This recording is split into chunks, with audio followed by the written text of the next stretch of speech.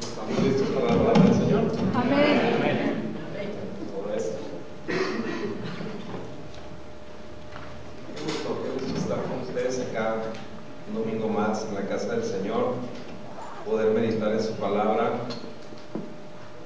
y recibir ese consejo especial de parte de Él para la vida. En el Evangelio de Juan, capítulo 6, si van por favor ahí en su Biblia. Voy a estar batallando un poco con mi garganta, espero no sea tan molesto para ustedes. Trataré de usar un tono de voz muy estable para no alterarme tanto y el mensaje pueda llegar a ustedes sin ninguna molestia interrupción. ¿Sí? Evangelio de Juan, capítulo 6, dice: después de esto Jesús fue al otro lado del mar de Galilea, al de Tiberias, y le seguía una gran multitud porque veían las señales que hacía justamente en los enfermos. ¿Sí? Esta expresión aquí, veían las señales que hacía. El tiempo, hermanos, en el griego en el que está escrito esta frase, hacía, la palabra hacía, significa que lo hacía constantemente. ¿Sí? Si usted se fija, este capítulo inicia después de esto, es decir, está comunicando, está ligando las historias. ¿Sí? Lo que viene antes en el capítulo 5 es la sanidad de un paralítico que tenía 38 años enfermo, paralítico, que Jesús se encuentra en el estanque de Bethesda, ¿verdad? Y ahí lo sana. Después de esto, Jesús sigue sanando. Todo el tiempo, hermanos, Jesús sanaba. Todo el ministerio de Jesús, esos 3 años y medio en el que Jesús estuvo predicando en este mundo, no dejaba de sanar enfermos. La gente que venía a Él, todos recibían bendición de parte de Él. Por eso se amontonaban, multitudes venían tras Jesús, porque Él continuamente estaba haciendo milagros. Lo que la Biblia registra en los evangelios, hermanos, de la vida terrenal de Jesús, es apenas pequeñas muestras del gran poder de Jesucristo. Juan en su evangelio dice que Jesús hizo muchísimos milagros, y él dice: no alcanzarían los libros para escribir todo lo que Jesús hizo. Pero ojo, dice: estas cosas fueron escritas para que creas. Este milagro que vamos a meditar esta mañana es la alimentación de 5,000 hombres. ¿Sí? Este milagro lo registran los 4 evangelios. ¿Sí? La Biblia, usted sabe, en el Nuevo Testamento aparecen estos 4 evangelios. 3 de ellos los conocemos como evangelios sinópticos: Mateo, Marcos y Lucas. Quiere decir que básicamente fueron tomando partes unos evangelistas de otros. Por ejemplo, Marcos es el primer evangelio que se escribe. ¿Sí? De Marcos, Lucas toma una parte de lo que ya escribió Marcos y lo registra en su evangelio. Mateo toma otras partes. ¿Sí? Por eso los conocemos como evangelios sinópticos. Están ligados, ¿no? Historias que se toman de uno y de otro. El evangelio de Juan es un evangelio aparte. No registra la mayoría o los milagros que registran Mateo, Marcos y Lucas, sino solo el de la alimentación de los 5,000. Entonces, quiere decir, hermanos, que en esta enseñanza Dios ha guardado principios muy importantes para nosotros. No quiere decir que el que algún milagro parezca registrado solamente en un evangelio o en dos no sea importante. Lo que más bien es, hermanos, que el Señor sabe que para nosotros es difícil recibir de Él. Tenemos de pronto la idea de un Dios lejano, de un Dios distante, de un Dios incluso enojado, un Dios que se molesta por todo lo que hago, un Dios del cual es difícil recibir. Según nuestra lógica, hermano, lo decía Víctor hace unos momentos en la escuela dominical, la gente pudiera pensar en el Dios al que hay que darle para que nos dé.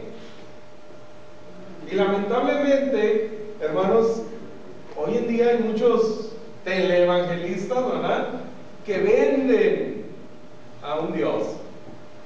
¿Y cuánto das?, ¿verdad? Y manda tu ofrenda, y pacta con Dios, y dale a Dios para que te dé.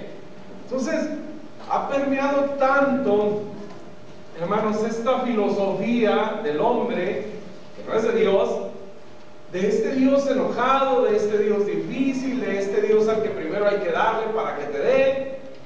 Y eso ha frustrado nuestra capacidad de recibir de parte de Él, porque no es a través de dar como podemos nosotros recibir al Señor. Empieza recibiendo de Él, y entonces nosotros podemos dar, pero es primero recibir de Él. Y creo yo, hermanos, que es por esto que Dios permite que esta historia se registre en los 4 evangelios, para llamar nuestra atención a esta manera en la que nosotros podemos acceder al favor de Dios. Dice la Biblia que en este tiempo Dios se ha revelado por medio de su Hijo, ¿sí? Antes lo hizo por medio de los profetas, pero ahora dice por medio de su Hijo. De hecho, la máxima revelación de Dios es Jesucristo.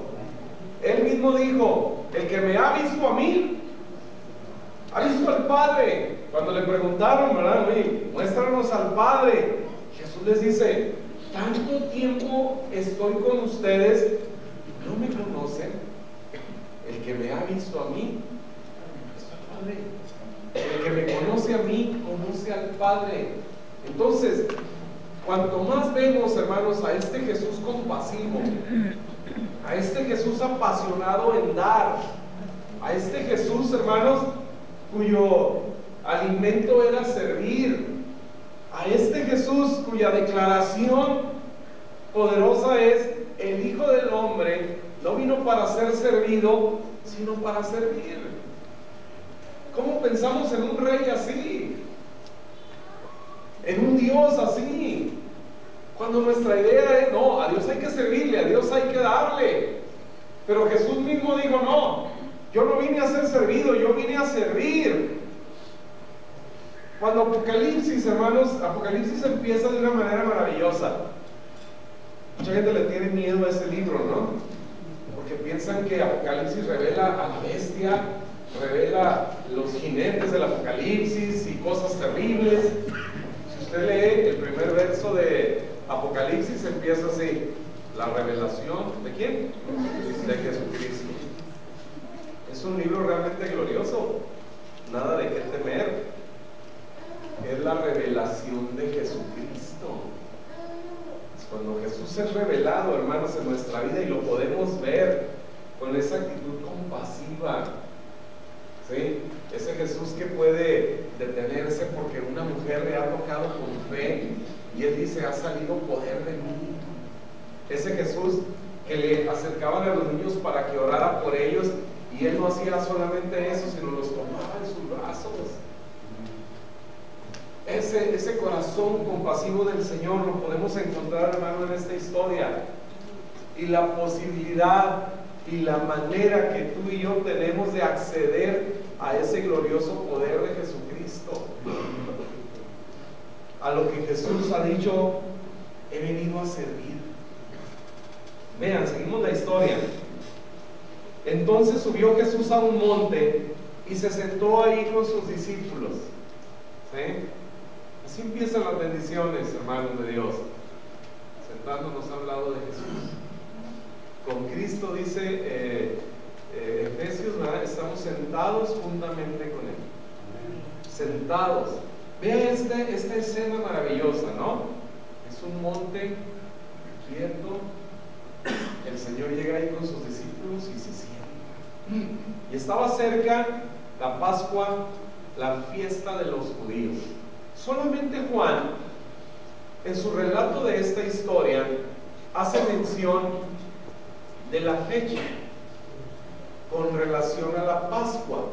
Ninguno de los otros evangelistas lo hace, sino Juan. Estaba cerca la Pascua, la fiesta de los judíos. ¿Qué es la Pascua, hermanos? La celebración de la salida de Israel de Egipto, aquella noche que el cordero fue sacrificado. Juan es el único evangelio que menciona a Jesús como el Cordero de Dios. El único. Siendo algo tan relevante, ¿verdad? Solamente Juan. Él está enfocado, hermanos, en aquel Jesús que va a entregar su vida por nosotros. Por eso Juan, el evangelista, registra las palabras de Juan el Bautista cuando dice: he aquí el Cordero de Dios que quita el pecado del mundo. ¿Sí? Entonces él hace referencia a esto, hermanos, porque es la Pascua, es el sacrificio de Jesús lo que nos abre a ti y a mí la posibilidad de ser bendecidos. ¿Sí? Sin la muerte de Cristo, hermano, no hay bendición. Sin la muerte de Jesús no hay gracia. La gracia se manifestó en Jesucristo, Dios haciéndose hombre para ir y morir en una cruz. ¿Sí? Así que la puerta de las bendiciones, hermanos, para ti y para mí es Jesucristo yendo a la cruz, pagando por nuestros pecados, quitando el pecado, hermanos, que nos separaba de Dios. Es una fiesta de los judíos, y nos invita a no olvidar, queridos hermanos, que Jesús vino como un judío. ¿Okay? Es una fiesta de ellos. Los judíos siguen teniendo un lugar especial en el corazón de Dios. Dios no ha terminado con ellos. Veíamos esto en la clase de la escuela dominical. 144,000 judíos lavados en la sangre del Cordero, ¿verdad? Fieles. Después de que nosotros nos vayamos, hermanos, cuando la iglesia ya no está aquí, 144,000 judíos fieles a Jesucristo predicarán, hermanos, en todo el mundo la salvación en Jesús. ¿Sí? Usted y yo estaremos ya con Jesús en el arrebatamiento de la iglesia, ¿verdad? Pero estos hombres estarán acá y predicarán el evangelio. Así que gracias a Dios por el pueblo de Israel. Jesús vino siendo judío. La Biblia, hermanos, está escrita básicamente por escritores judíos, inspirados por Dios, obviamente. Solamente hay un gentil. ¿Alguien sabe cuál es? Lucas es el único gentil que escribió un libro, ¿no? Dos, tanto el Evangelio como el libro de los Hechos. Bien, dice: cuando alzó Jesús los ojos y vio que había venido a él gran multitud, dijo a Felipe: ¿de dónde compraremos pan para que coman estos? Fíjense bien, surge una necesidad, ¿sí? Y esto es lo que registra Juan. Acuérdense que ya habían venido los discípulos, otros evangelistas dicen que vinieron y le dijeron: oye, se hace tarde, ¿sí? Ya van a cerrar la Soriana y todo, despídelos para que vayan y compren de comer, porque ya es tarde. Y Jesús les dice: denles ustedes de comer, ¿sí? Denles ustedes de comer. Entonces viene Juan, Felipe, y se presenta delante de Jesús, y Jesús le hace una prueba de fe y dice: ¿de dónde compraremos? pan para que coman todos estos, ¿verdad? Dice el verso 6, pero decía para probarle, porque él sabía lo que había de hacer. Entonces, Jesús sabía lo que iba a hacer. Jesús sabía, hermanos, que él iba a hacer un milagro, que él pudiera simple y sencillamente decirle a las piedras que se convirtieran en pan. ¿Se acuerdan? Una de las tentaciones. Él pudo haberlo hecho, él tenía poder para hacerlo. Y todas aquellas piedras, hermanos, pudieron haberse convertido en un delicioso pan de elote, ¿no? Una cosa así, ¿verdad? Y todos comer. Él ya sabía lo que iba a hacer, pero le dice a Felipe para enseñarle. Quiere enseñarle algo a Felipe, pero Felipe lo siente como una carga. Él ve una necesidad y dice: 200 denarios de pan no bastarían para que cada uno de ellos tomase un poco. Fíjense bien, ¿quién se atreve a hablar de poco ante el creador del universo? Él piensa, él hace sus números, ¿verdad? 200 denarios. Un denario era el salario de un día en el tiempo de Jesús, ¿sí? Así que esto era más de medio año de salario, ¿verdad? Lo que dice Felipe aquí. 200 denarios no alcanzarían para darle siquiera un poco. Jesús insistió mucho en sus discípulos, con sus discípulos, en una reprensión amorosa. Él les decía: hombres de poca fe. O sea, no se dan cuenta quién soy yo. Cuando Jesús les decía hombres de poca fe, hermanos, les digo, realmente no los estaba regañando. Les está diciendo: ¿por qué creen tan poquito de mí? ¿Sí? ¿Por qué me ven tan básico? Soy el Rey de Reyes, el Señor de Señores, el Dios Todopoderoso. ¿Por qué piensas en poquito? ¿Sí? Y esto es a donde Jesús lleva a Felipe, ¿no? Probarle en ese sentido, enseñarle en ese sentido. Porque aquí Felipe está sintiendo una carga. Cuando Jesús le dice: ¿con qué compraremos para darles de comer a todos estos? Y Felipe lo siente como una carga. Hermanos, realmente Dios nunca nos va a pedir algo que no tengamos ya de parte de Él. Cuando Él llama a Moisés, ¿se acuerdan? Está Moisés en el desierto cuidando ovejas. Dios le llama desde aquella zarza, y Moisés se acerca al ver que la zarza no se consume. Dios va a llamar a Moisés como libertador de Israel para que lo saque de Egipto, de la casa de esclavitud, y lo lleve a la tierra prometida, la tierra que fluye leche y miel. Bueno, él le hace una pregunta: ¿qué tienes en tu mano? Moisés empieza a poner todos los pretextos, ¿verdad? Soy tardo para hablar, soy tartamudo, no puedo. Jesús le dice: ¿qué tienes en tu mano? Una vara. Una vara, solamente una vara de un pastor de ovejas, ¿sí? Con esa vara de Moisés, que ahora es de Dios, hermanos, abrió el mar. ¿Sí? ¿Qué tienes en tu mano? En los tiempos del profeta Eliseo, viene una mujer que su marido le dejó deudas. Ella tiene a sus 2 hijos, ¿no? Y dice: me los quieren quitar para pagar la deuda de mi marido. Y el profeta Eliseo le dice: ¿qué tienes en tu casa? ¿De acuerdo? ¿Qué tenía? Un frasquito de aceite de oliva, que era costoso, ¿no? Pero ella tenía solo un poco. ¿Qué tienes? Ya. Y Dios quería ver en Felipe esto, ¿verdad? Provocar en Felipe esto: Señor, tenemos apenas un poco, ¿verdad? Pero lo podemos poner en tus manos. Sin embargo, lo que Felipe ve, hermanos, es una gran necesidad, ¿verdad? 200 denarios no alcanzarían siquiera para darles un poco, una rebanadita de pan mismo, ¿verdad? No alcanzaría, porque eran 5,000 hombres, y los historiadores dicen, hermanos, según los registros y los tipos de registros de la historia de ese tiempo, es que 5,000 hombres significaba también sus 5,000 esposas, o sea, que cada uno, y sus hijos. Así que este número de gente podría ser entre 15 y 20,000 personas.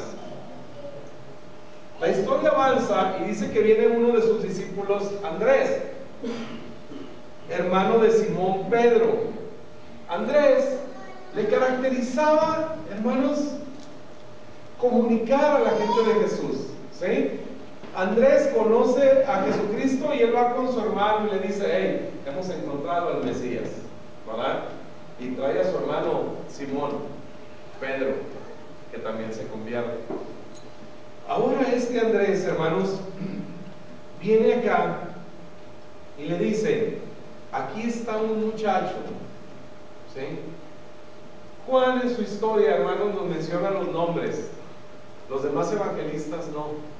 El evangelio de Juan es un evangelio muy personal, ¿sí? Incluso los otros evangelios dicen que los discípulos llegaron con Jesús y le dijeron, tenemos 5 panes y 2 peces. Pero Juan no. Juan le da el crédito a un muchacho. Jóvenes, insisto en ustedes, ¿sí? Y padres de familia, en nuestros hijos, ellos no son la iglesia del futuro, ellos son la iglesia ya, ¿sí? Dios les ha dado dones, talentos, capacidades. Permitan que sus hijos se desarrollen en la iglesia, no se van a arrepentir. Tráiganlos, mándenlos a la reunión de jóvenes, dejen que participen, tráiganlos a la escuela dominical. La iglesia son ellos, queridos hermanos, ¿sí? Ellos tienen todo el vigor, el talento, las ganas, pero de pronto, a lo mejor la misma iglesia, hemos copado, hermanos, en ellos la posibilidad de desarrollarse. Andrés tuvo esta visión, ¿verdad? Esta capacidad de involucrar a un muchacho, y dice, aquí está un muchacho que tiene 5 panes de cebada y 2 pececillos. Esos 2 pececillos, hermanos, literalmente eran 2 pececillos. Pudieron ser una especie de sardinas, ¿verdad? Peces muy pequeños, ¿sí? Y dice, ¿mas qué es esto para tantos? Andrés, hermanos, a diferencia de Felipe, él está fijando su mirada en lo poco que tiene.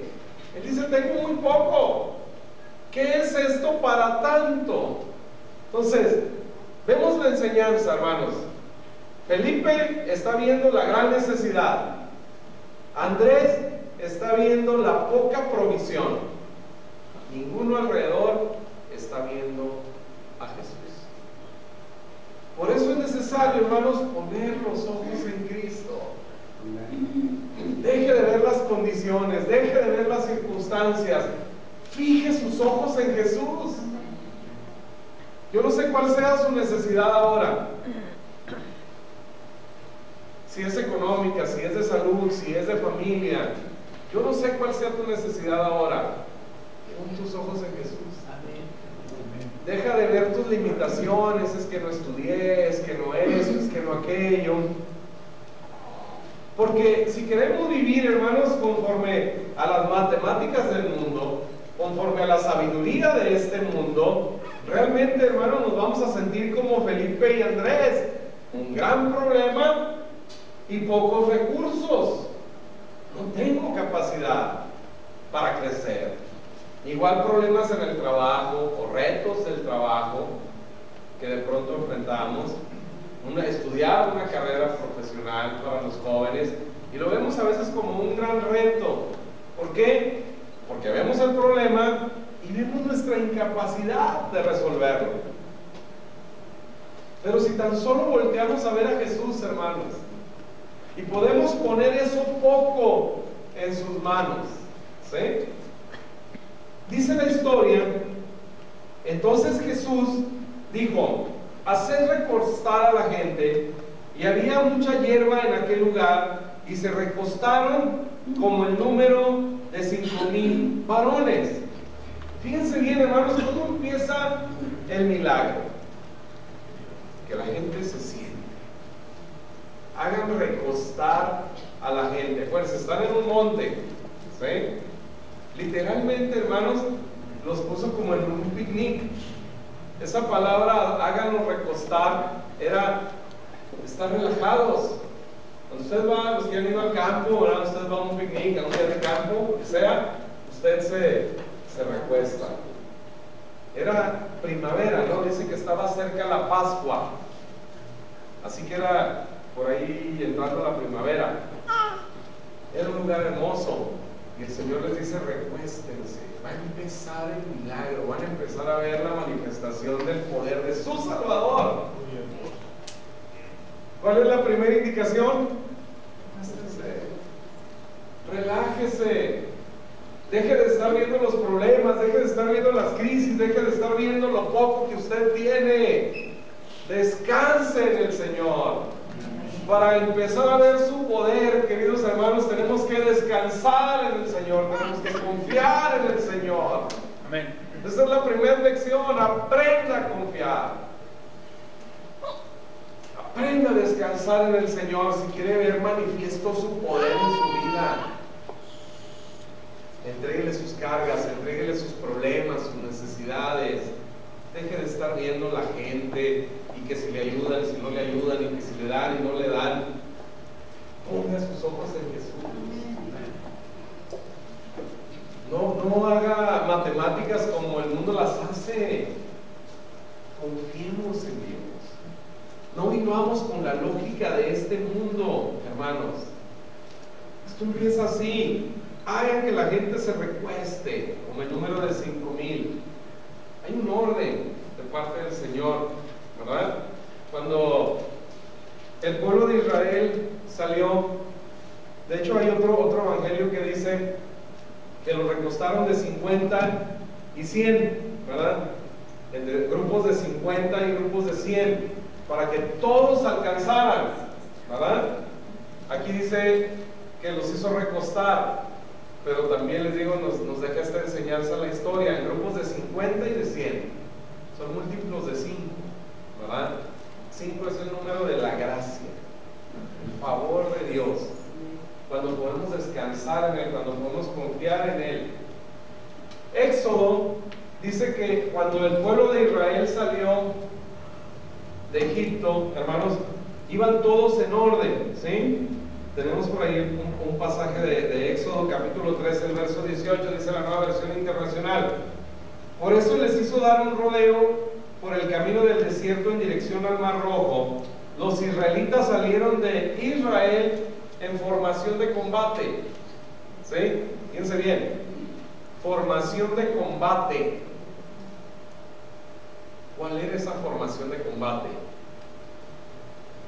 Ninguna traducción al español lo pone, pero John, un erudito del hebreo y del griego, en su traducción literal, dice lo siguiente. Está en inglés, pero lo pueden entender ahí.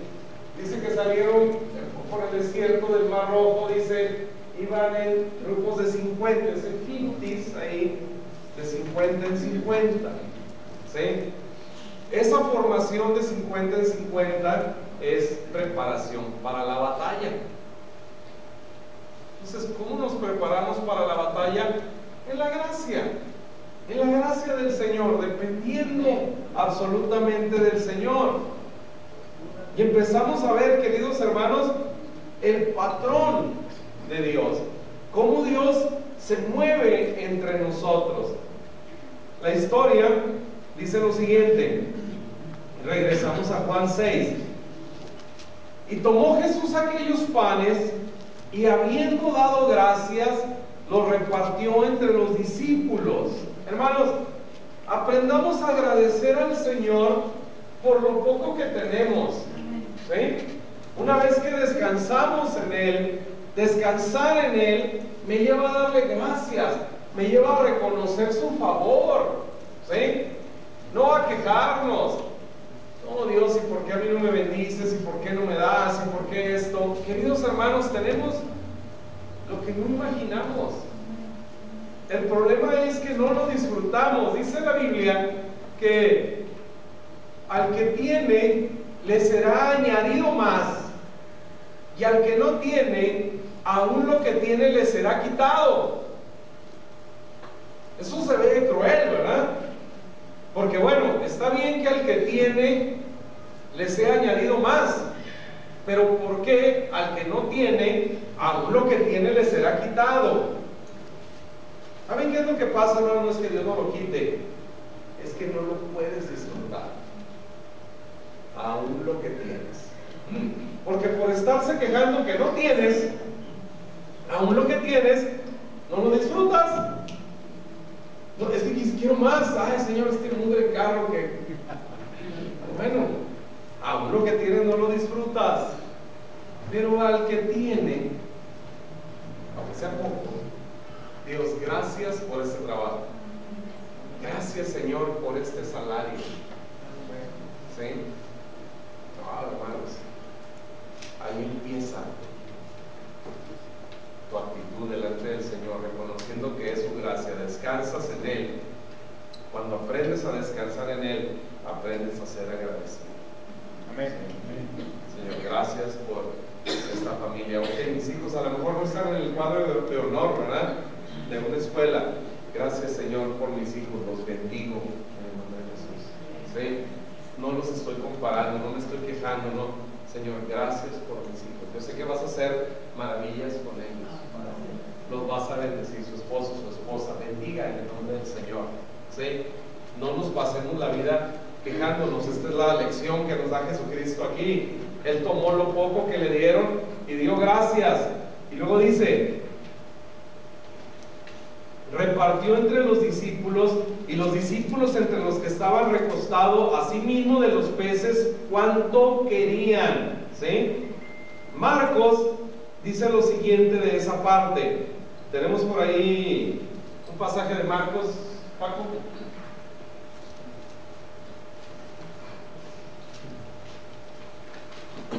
¿Sí? Marcos 6 es el mismo recuento. Dice, entonces tomó los 5 panes y los 2 peces, pongan atención, y levantando los ojos al cielo, bendijo y los partió, y partió los panes y dio a sus discípulos para que los pusiesen delante, y repartió los 2 peces entre todos. Fíjense bien, le dan al Señor este alimento, 5 panes y 2 peces, y dice los partió y dio. Pero este dio, hermanos, es una acción continua. ¿Sí? O sea, Jesús los partió y los dio en unas canastas que tenían por ahí, tipo de esas canastas de picnic, ¿verdad? Las llenaba de lo que el Señor partía. Entonces los discípulos iban, repartían, vaciaban la canasta y volvían. Y Jesús seguía con los panes y los peces. Y él seguía partiendo. ¿Sí?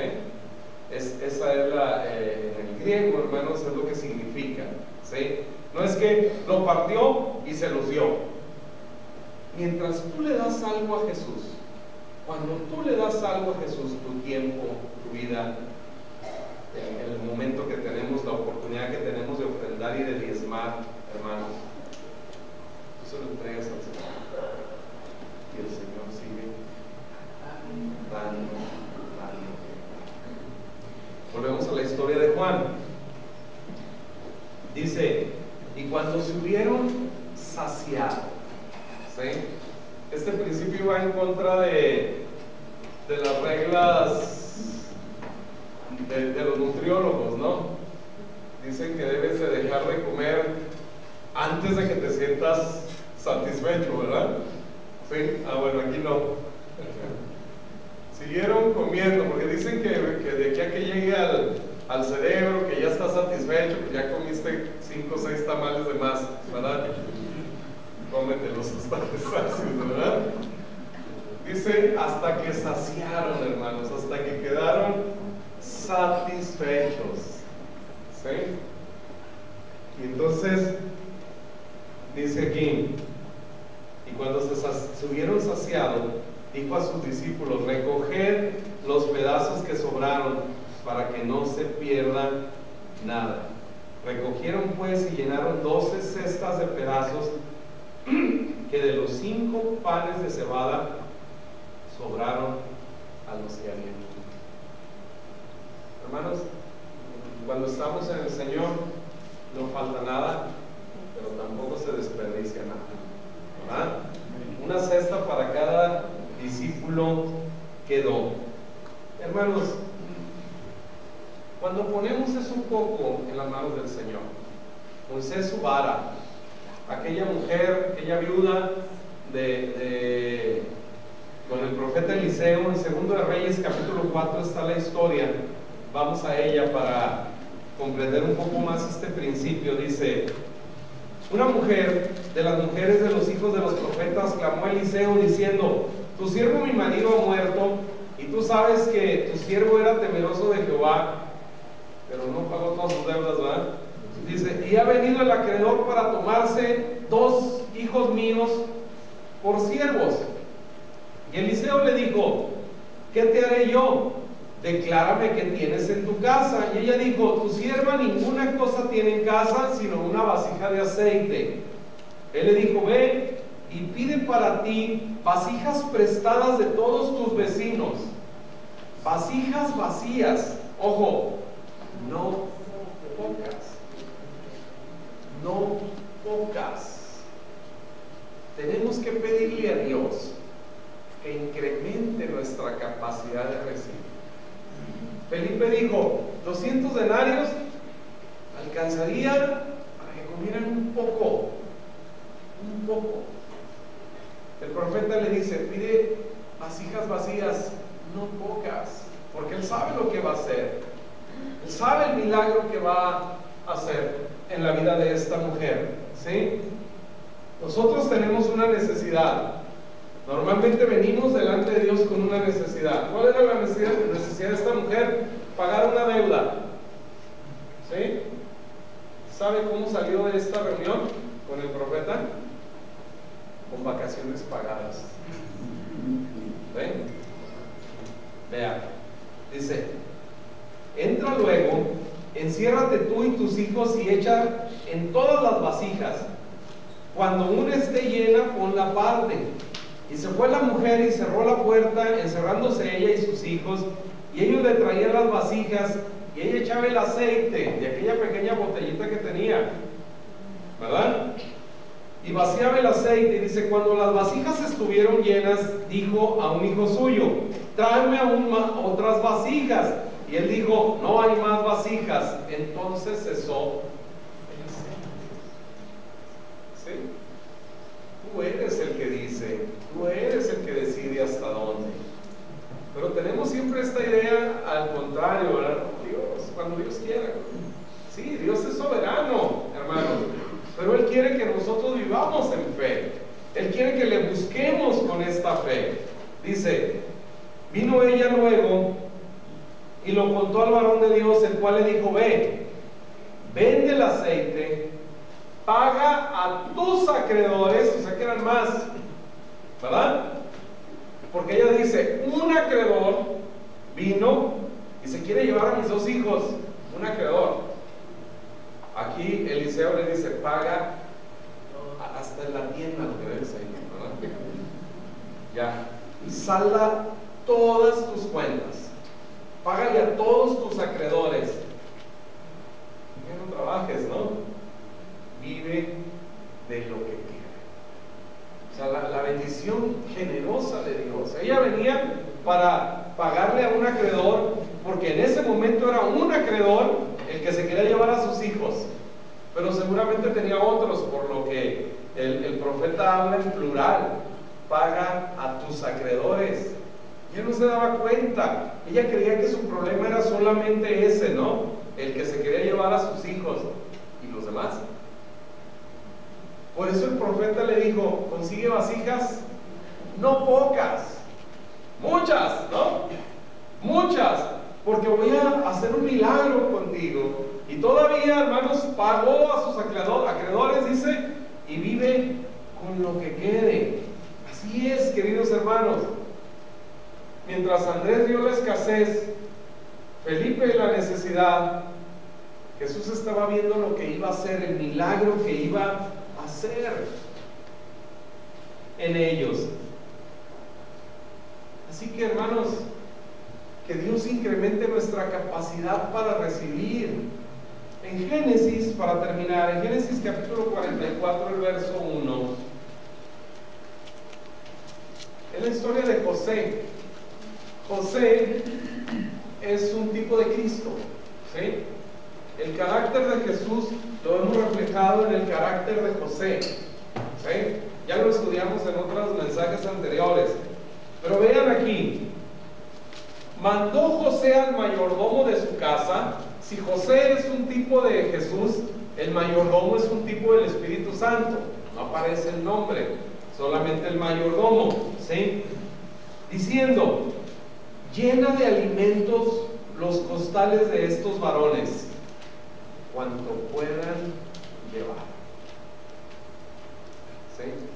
Cuanto puedan cargar de bendición. ¿Cuánto puedes llevar? ¿Sí? A los 5,000 y sus familias, hermanos, no se les limitó. Mientras quisieron comer, Jesús seguía repartiendo, ¿sí? Se quedó con los panes y los peces. Y mientras la multitud comía, Jesús seguía fluyendo en su provisión. Cuando todos quedaron saciados, saciados, allá rompieron la instrucción del nutriólogo, ¿verdad? Quedaron satisfechos. Entonces todavía sobraron 12 cestas, ¿sí? El límite lo pones tú, no Dios. Así que, hermanos, pidámosle a Él que incremente nuestra capacidad de recibir. Veámoslo realmente como ese Salvador, queridos hermanos, que tiene pasión por bendecirnos, que quiere realmente intervenir, que quiere formar parte de nuestra vida, de este lado del cielo. Un día llegaremos allá y estaremos con Él, hermanos, y no habrá hambre, ni frío, ni calor, ni gripas, ni resfriados, ¿verdad? Podré predicar 100 horas seguidas, ¿verdad? No me va a lastimar la garganta. Pero de este lado del cielo, Él es nuestra provisión. Él es, queridos hermanos. Ponga eso que usted considera poco, póngalo en las manos de Dios. Cuando nosotros venimos delante de Él, es maravilloso nuestro Dios. Por ejemplo, Él nos pide el diezmo, ¿verdad?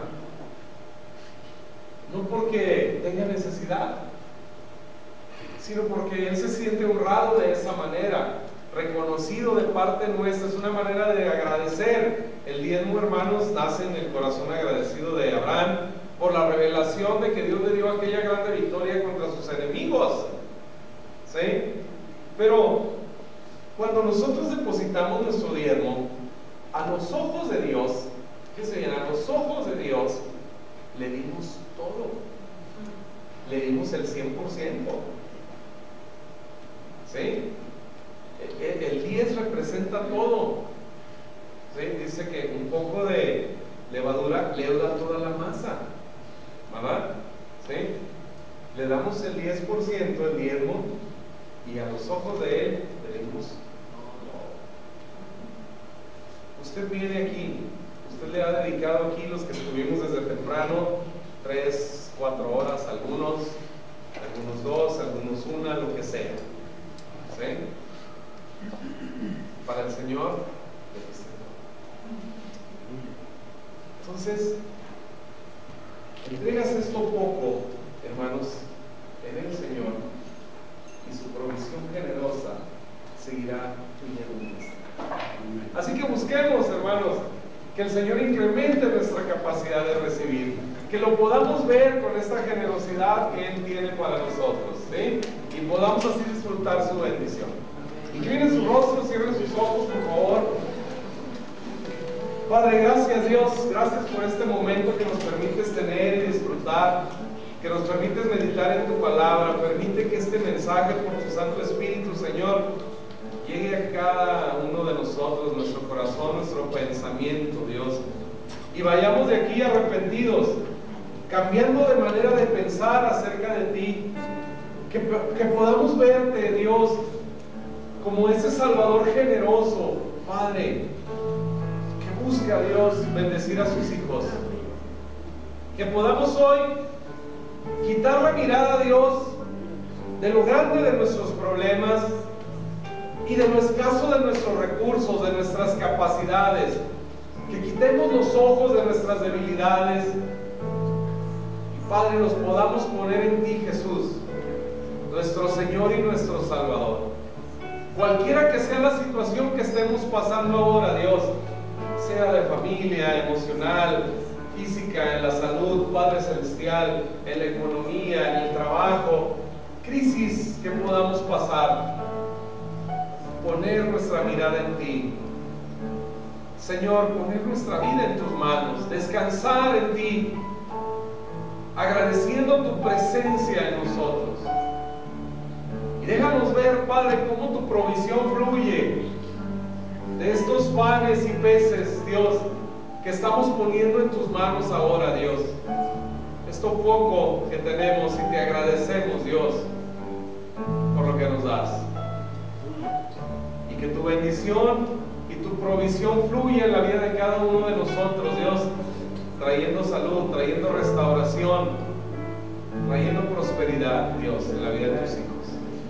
En el nombre de Jesús. Amén. Muy bien, mis queridos hermanos, muchas gracias. Vamos a ofrendar, estamos ya por irnos.